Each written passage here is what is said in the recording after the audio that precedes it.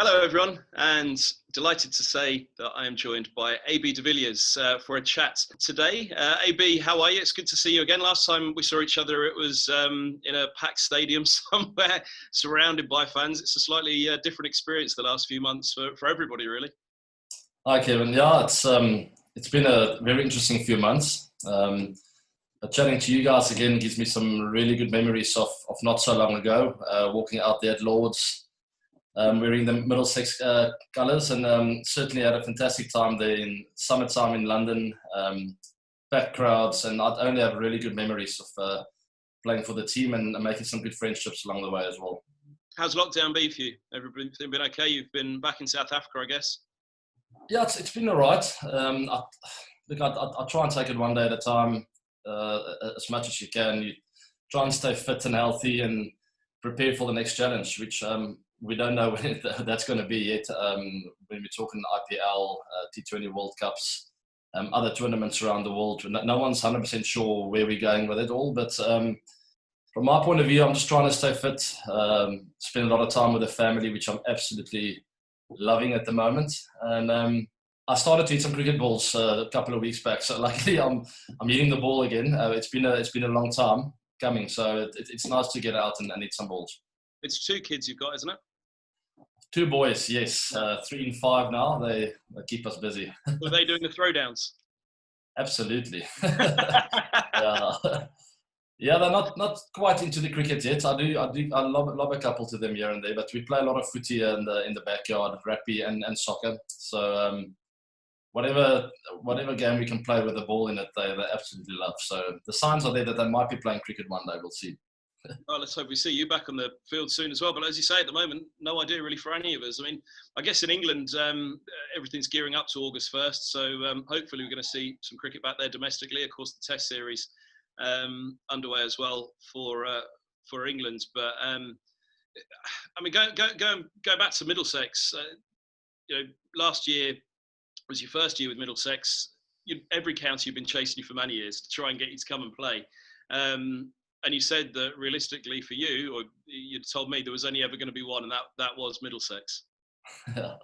No, for sure. When you get the opportunity to play for a county like Middlesex, it's certainly one of the teams growing up that I always heard from and heard about, and followed over the years.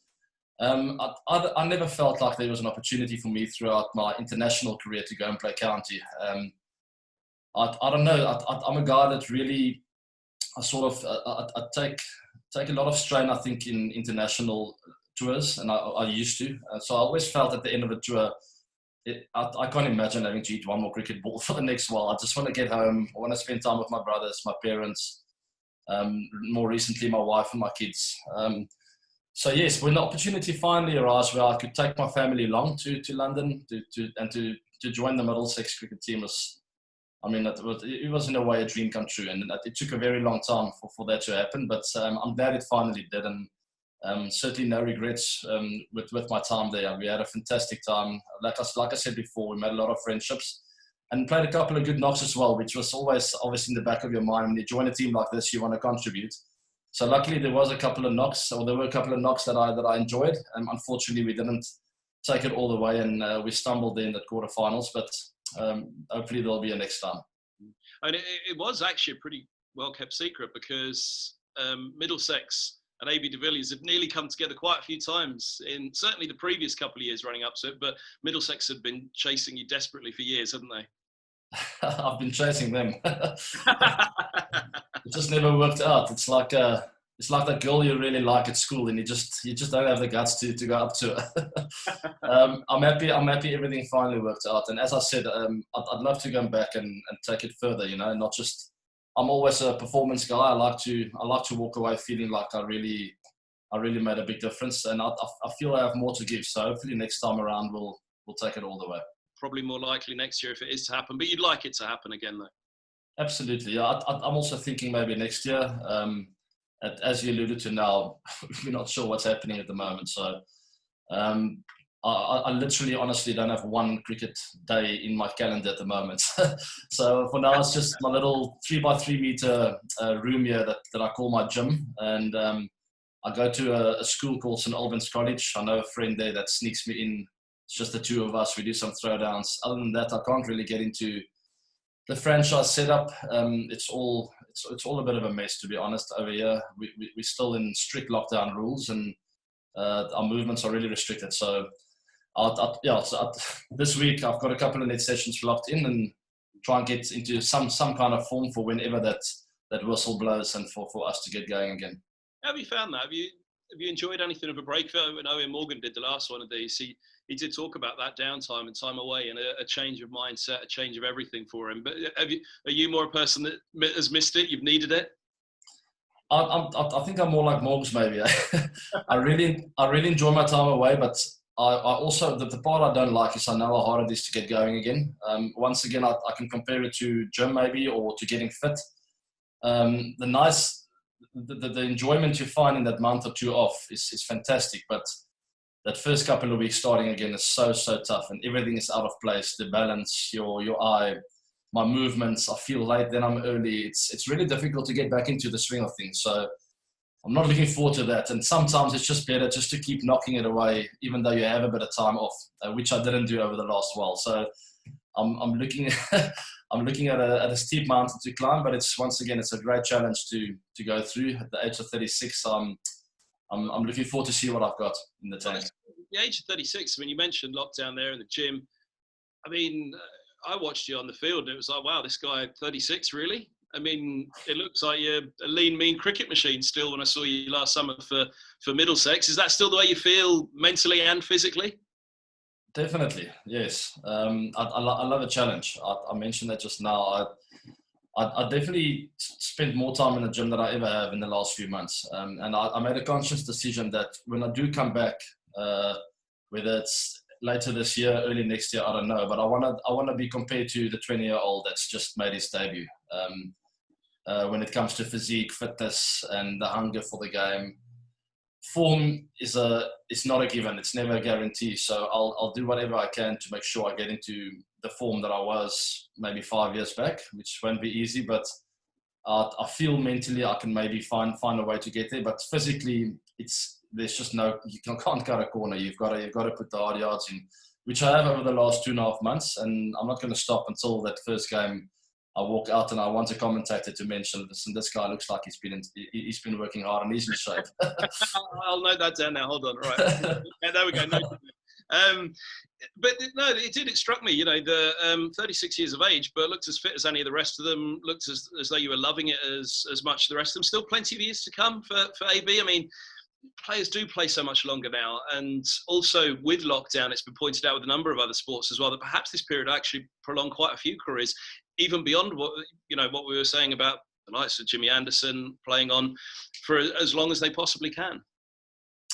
Definitely, but the secret is at this age is to, as I said, when you have a break long enough, it's to find that again. Not only from a hard-working point of view, but the hunger and the desire to want to be the best. And I think you mentioned Jimmy and Brody and whoever else. They could probably tell you the same thing. When the minute that hunger goes away, what's the use? I mean, what are we kidding ourselves? So you wanna, even though you're 36 or 40, I don't care what your age is. If you're going to give it a go, you want to be the best in the world. That's as funny as it sounds. It's still my benchmark. I want to go to an IPL. I want to go to wherever, to the Blast or the Big Bash, and I want to be compared to the best in the world. Otherwise, I'm in the wrong business. So that's the aim. It's a long road to get there. Certainly, I will have to eat some more balls, but I back myself to try and. I'll get to a stage, I think, where I'll find that groove again, and then it's a matter of really applying it out in the middle and making sure I go big when I do get in. And how is the body feeling with that? I mean, modern science and cricket science now as well. Particularly, I mean, with bowlers, sometimes it's debated about whether they should just bowl to get their fitness. But in general, though, prolonging sports careers all around the world in every sport now. How's your body feeling? Is it your work on mobility? What's the trick? Is it Pilates, yoga? That was the big thing in football 20 years or so, wasn't it? Yoga came in, and all of a sudden players were playing a lot longer. Yeah, I'm not the kind of guy to go with the trends. I know what's worked for me over the last 15 years, and I've always stuck to a similar kind of balance. I know I've got to put some yards in on the treadmill. I've got to make sure my core stays strong to support my back, which I've had some issues with over the years. And then I don't like to bulk up too much. I like to work on the finer muscle areas, higher reps, more sets, instead of really going just 5 reps and picking up as much as I can. I've never been that kind of guy. So I know that recipe works for me, and I do change it up with a couple of exercises here and there from time to time, but my formula has stayed very similar over the 15 years that I've played, and it's worked for me. I've always felt fit. I've always felt that I'm quick over the grass, I'm agile, and I can move around, and I haven't had a lot of injuries, a couple of ups here and there, but nothing too serious that's kept me out for too long. So I'm going to stick with that formula for now. The most important part that I touched on earlier is when I do get into some form, I get out in the middle and I face the best bowlers in the world. It's a matter of making that count and really nailing it down. It sounds like you've got the itch. Just hearing you talk about it, it sounds like you are itching to do that again. That, you know, and prolong it as long as you can. You know, I can hear that hunger in your voice, I think. I think yes. I mean, you asked me how long to go. I think I'll touch wood if I stay fit a couple more years, maybe even 3. And then there's another World Cup and all sorts of things to think about. So yeah. Well, the body will decide. The body and mind will decide then, won't it? But now it sounds at this precise moment, you'd actually say, well, as long as the body and the mind can, then I'll keep going. I think so. And what I like about it is it's fresh. I don't have to slot myself in with anything yet. All I have to do is make sure I'm fit and I'm hitting the ball well. And then as I get closer to the tournaments, with a good thought process of where I'm trying to head as a cricketer, will decide where I'm going, when, how long for, and what the ultimate goal is. Because I need to have a goal to feel I'm working towards something. Otherwise, you're sort of just running around in the dark. So I'll do that over the next few months and see where we go with it. What is the goal at the moment? You mentioned what's coming up. Yeah, I'm not sure. I think the most important thing at the moment is for dates to be slotted in, and then I can sit down and have a look at where I want to go and what I want to achieve, and the kind of contribution I want to make to different teams.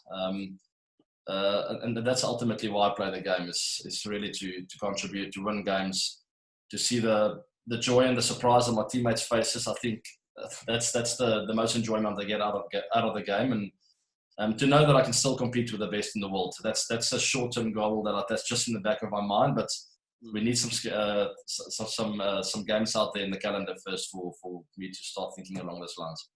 Talks about the smile on teammates' faces there. I know the lift that you gave the Middlesex dressing room had their struggles over the years in T20. How did you find the boys? It was a good challenge. There's a good mix, and I can, in a way, I mean, so much talent, but also in a way understand why it's been a little bit up and down, inconsistent over the last few years. They play under a lot of pressure, being at the MCC and playing at Rhodes in front of that home crowd. I certainly felt the pressure, even that no one told me about it. It's just different. You come with that aura and that presence that you need to have out on the field. You're expected to win tournaments. It's a difficult pressure to handle. And I think they're heading in the right direction, to be honest with you. The feel I got there is they sorted out some really good issues while I was there. And I think some good years are ahead for the team. Yeah, and obviously Stuart Law was a new coach this year. He had a lot to do, but it seemed as though he did make an impact. Came in this year, and in all the formats, you could feel that there was a slightly different dynamic and movement. Yes, the feeling I got from him was he's a very honest man. He's straight up. He tells you the way it is, and sometimes it comes across in a harsh way. But that's part of cricket. If you want to be a top-notch cricketer and play for county for many years, in and out, you've got to be able to face the truth. If your performance and your work ethic is not up to standards, your mindset and the impact that you have around your teammates, then you need to hear the truth sometimes. I've heard it throughout my career, and he's that kind of player. He tells you straight, "Listen, Apes, that was not good enough. What were you thinking?" And I appreciated that about him. And that's what you want to hear as one of the experienced cricketers that have been around the world. And I think with that kind of honesty, I think it's the most important thing for a coach to be successful. And he certainly got that. So with a bit of luck here and there, I think there's some trophies around the corner, and they're just going to keep doing the right things, the small things right. I think Morgs always alludes to that. So if they keep doing that, success will be around the corner. Did you make any good mates in the dressing room in that time? Because you were there and back again, weren't you? But also managed to extend a little bit the time that you were available. So you obviously enjoyed it. I did. I was lucky that I knew some of the players already. we've walked a road before together. So it was nice to get to know some of the youngsters and to see some of the talent around as well, and certainly created some friendships that'll last for a very long time. So it was very special. And like I said before, I hope I can return to rekindle those friendships again and to sort of touch base again and see how far the guys have come over a couple of years. Who's the joker in that dressing room?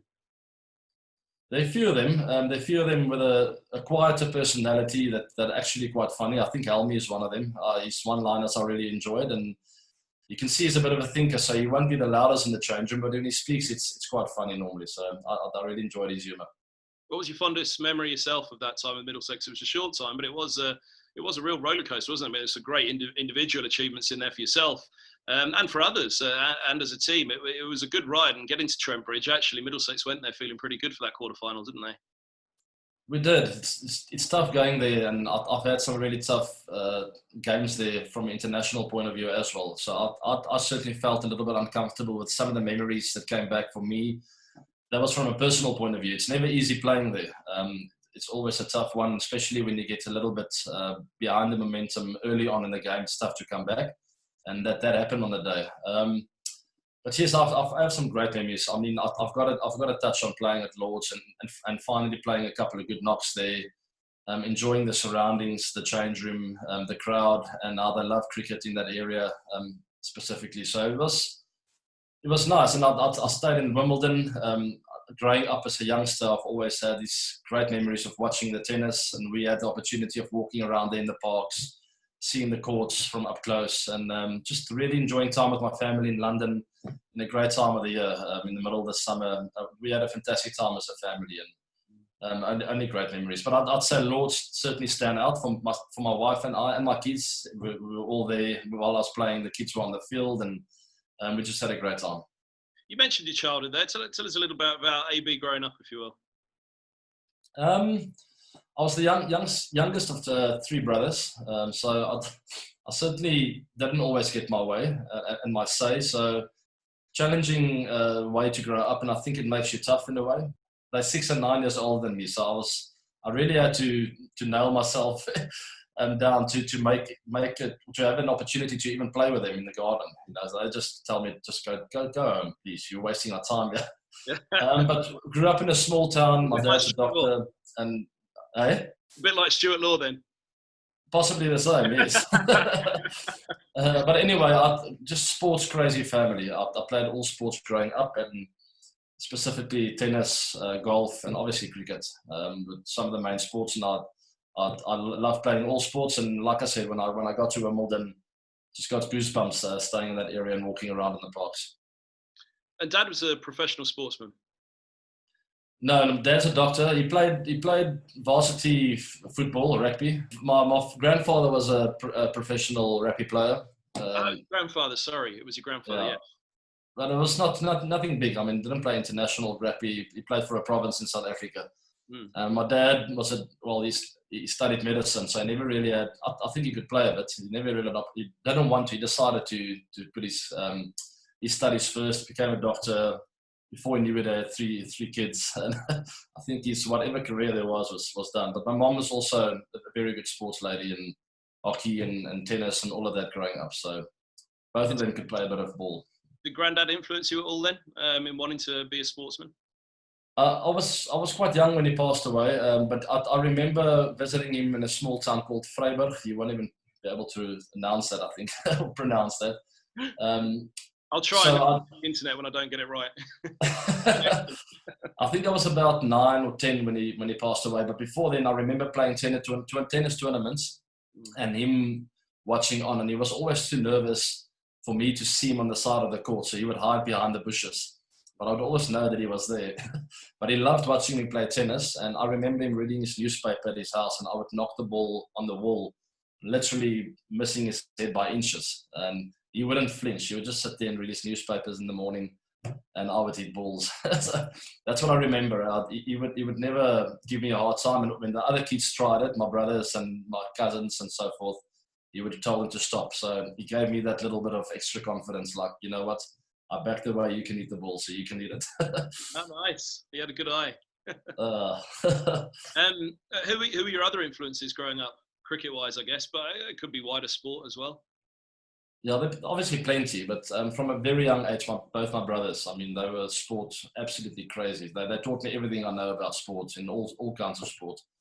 They definitely gave me the mental edge that I think I have, that fighting spirit of never saying die, no matter how tough it gets out there. And then lots of coaches throughout my career. I mean, I can start primary school, high school, and right after school. There are lots of coaches that played a big role, and all of them were important.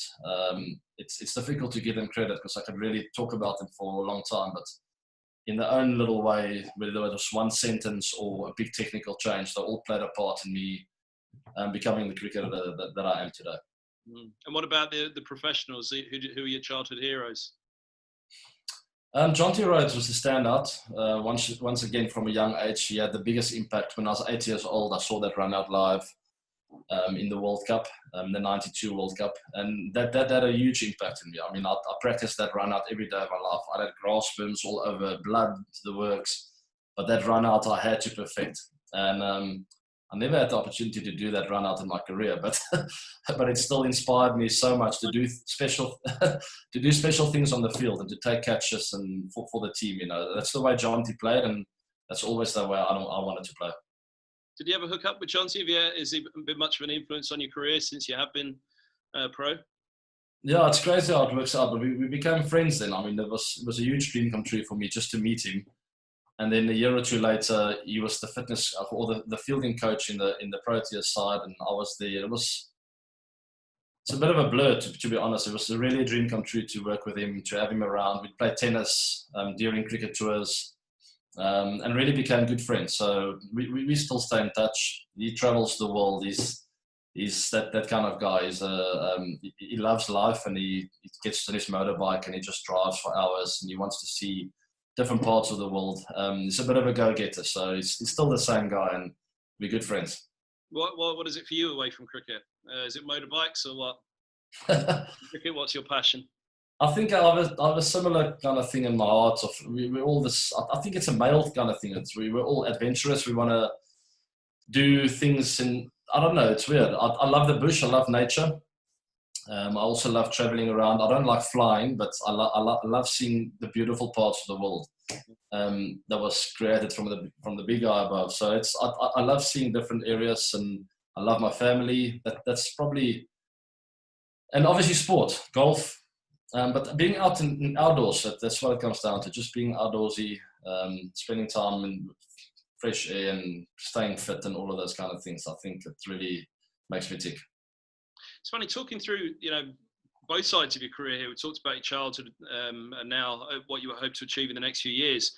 It's a very different cricket world now to the one that you were trying to break into, I guess. I mean, T20 started in England in 2003, didn't it? And now here we are at the end of your career. It's about tournaments around the world, isn't it? It's about white ball cricket for some players, not all, of course, but at this stage of the career in particular, fitting in those different things. But when you came in, obviously, first thought is red ball cricket, isn't it? It's Test cricket, first class cricket. And at what point did you realise the game's changing pretty quickly here? Because that was around the time I started commentating in 2005, and even still then, T20 hadn't revolutionised much, so the be-all and end-all was still very much Test cricket, and hopefully it still is. But you know what I mean? The importance of white ball cricket really began to rise quite quickly around then. When did that dawn on you as a young player that, actually, hold on, there's something shifting here from something that obviously you've grown up your whole life wanting to do, and then there was actually a shift in those, goalposts, for want of a better cricketing phrase?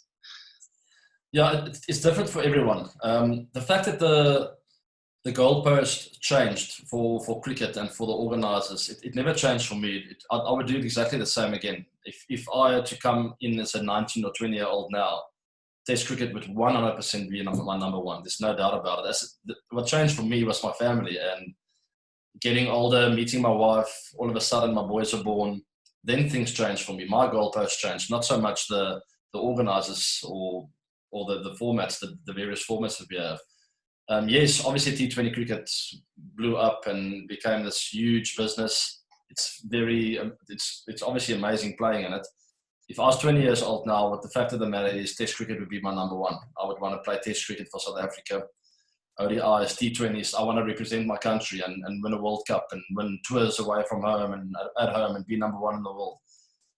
If I was a youngster today, that's exactly the way I do it. If that meant that I was good enough to qualify for a T20 tournament here and there, by all means, yes, I would play.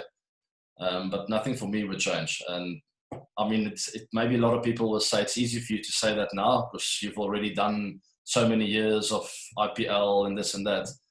I promise you that's exactly the way I do it. I want to score Test hundreds and be there at the bull ring in a full crowd playing for my country. It would never change. I guess you're probably the wrong person for me to ask that question to because of your talent. Because your talent was able to take you to every level to achieve. Because I was wondering, was there a moment where you realised, well, hold on a minute, actually, I need to put on a little bit more work in this side of the game as well, because T20 is coming up to match. But perhaps for you, that wasn't the case. There was never that realisation, that moment where you thought, actually, hold on, I need to change this or practice this a little bit harder. Or no, it was definitely. I struggled, and I think my international stats for T20s is horrible, but it doesn't matter. I mean, I struggled early on. It was always almost a format that came at the wrong time for me because I've always wanted to just go out there and have a license to hit a cricket ball anywhere I want. But you can't disrespect a game like that. You have to find a formula that works for you, particularly for you as an individual. It took me a long time to do that. And once I got it, yes, it became a lot easier. And then I sort of snapped. But I had to work for it. You can go have a look at the first 12 or 24 months that I played T20 cricket. It was terrible. And a lot had to do with the scheduling. We played 2 and then we were off for 6 months. Then we played 3 T20s. And there was no real consistency in us really getting the opportunity to find a formula. But it took me a while. I had no idea how to play the game and how to build an innings in T20 cricket. So I had to figure it out. And what I wanted to say is also the goalpost, just coming back to the previous question. It is different for every person.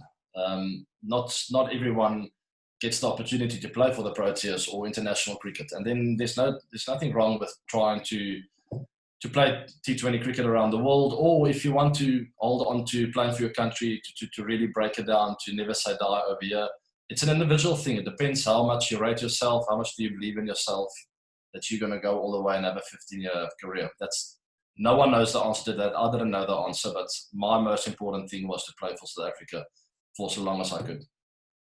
We talked about we talked about the beginning. I haven't really talked much about the middle. I mean, I guess everybody knows the AB de Villiers story, so that's maybe why, we tried to talk a little bit about the early years and where you are now. But what in the middle, what were the highs? What were the lows?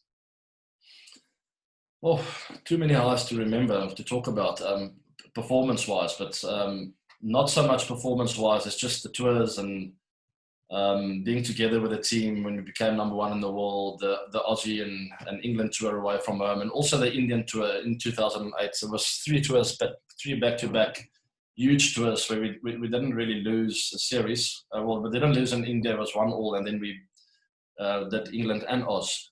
So just the memories as a team together and really buying in to a vision. And I think a lot of players will tell you that. Or maybe not, I don't know. But personal performance has never been something for me to really hold on to too much. I have nice memories, yes. I've scored some hundreds here and there, some of them more special than others. What can stand out with them is the knocks under pressure. But I'd say the highs were definitely team stuff that we achieved together. The lows, team stuff we didn't achieve together. The 2015 World Cup is by a long way the biggest low in my career. I think it took me a good year to get through that one.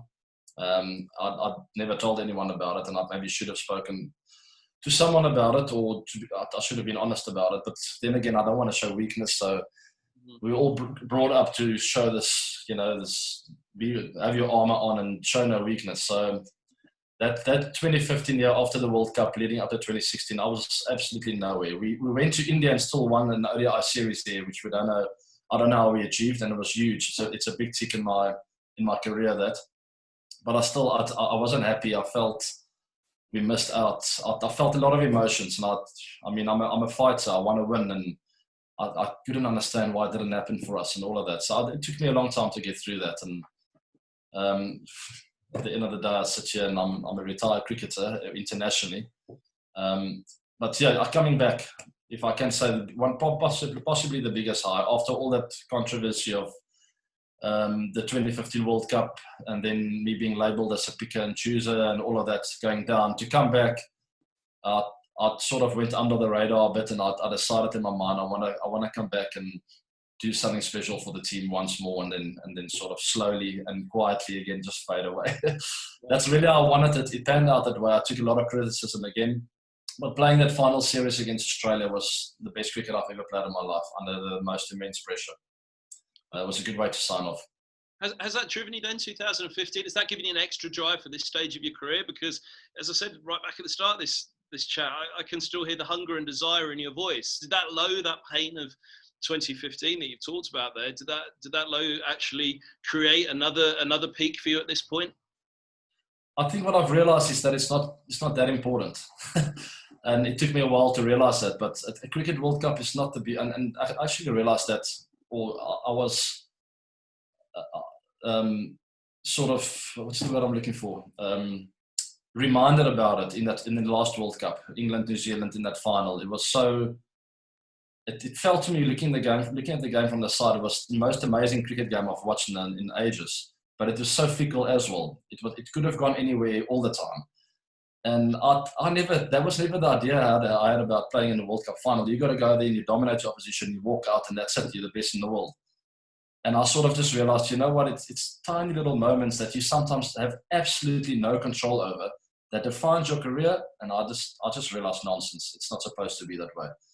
Then I started enjoying my cricket again, and I realized it's just me. It's a young boy playing his passion out on a cricket field. Some people love watching me play, some don't. And I want to do what I can to make the team win. If we don't, it's not the end of the world. So for too long, I played like that. And the last few years, I sort of let that go a bit. And things I can't control, don't try and control that. What I can control is to play the best cricket I can. And that I did for the last few years. And that's why I enjoyed it so much.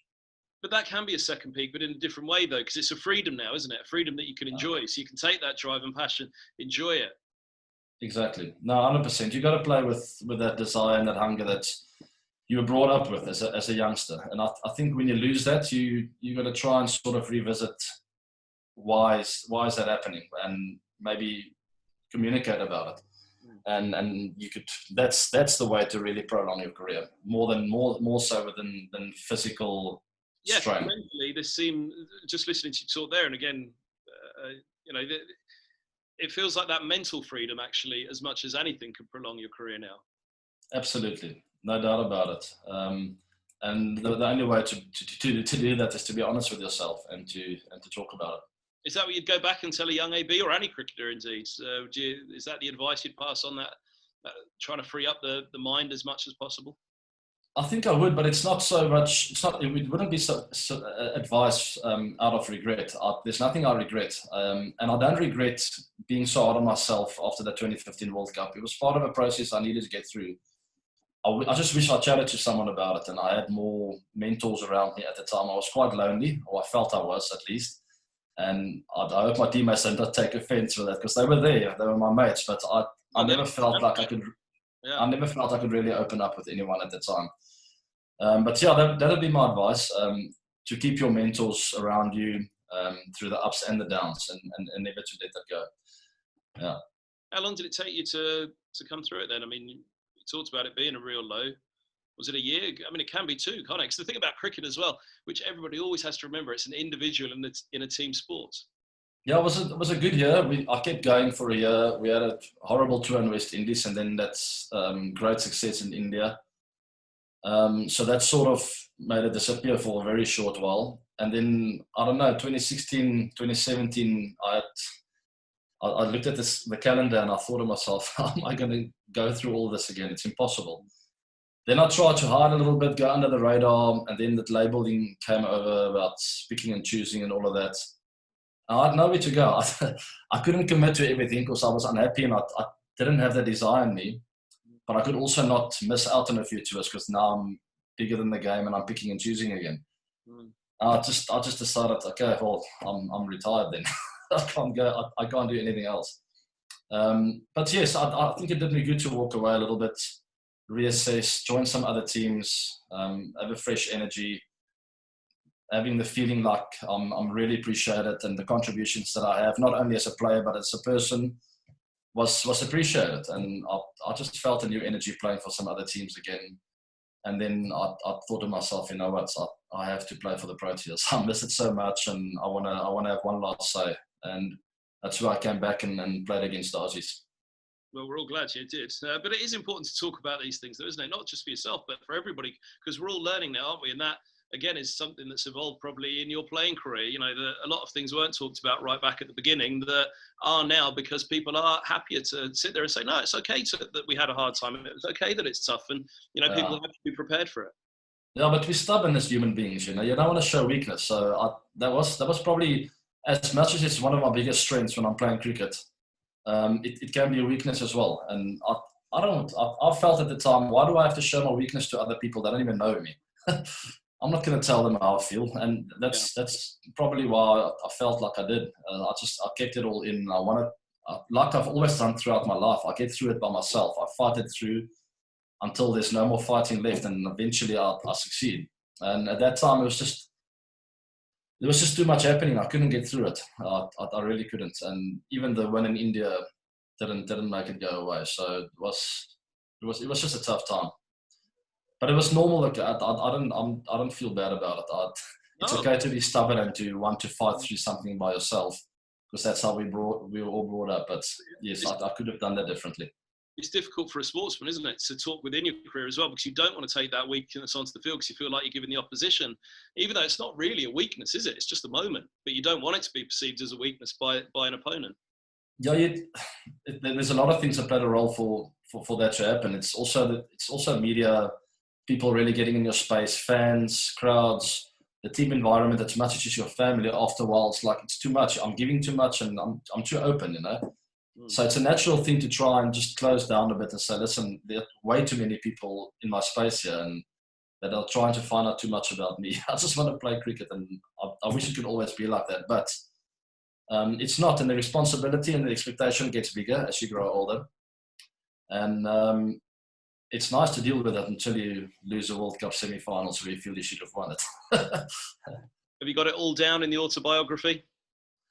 Not all my emotions. No, I mean, as I'm saying now, I covered it all up as much as I could. I wanted to deal with it by myself, and I didn't know who to share everything with. So I just decided to share it with myself and get through it by myself. But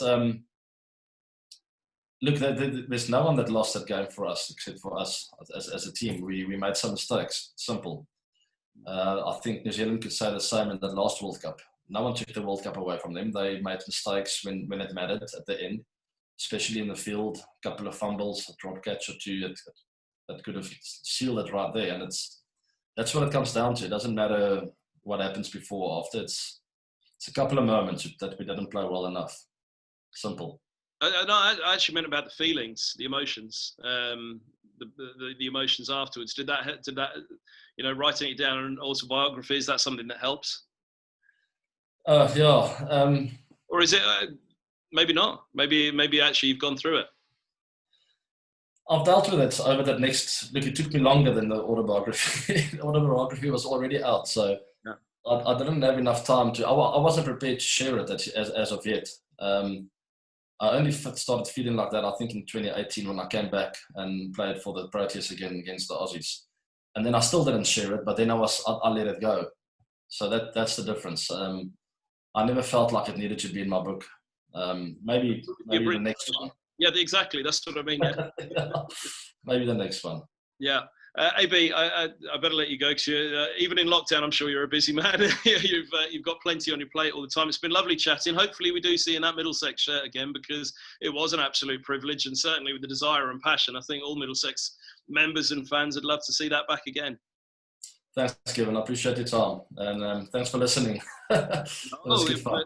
Absolute pleasure. Really, really do hope to see you back on that field, Middlesex again. And if you are, pop up to the commentary box and say hello. I hope so too. Thank you. All the best, AB. Thank you. Cheers, Kevin. Thank you. Bye.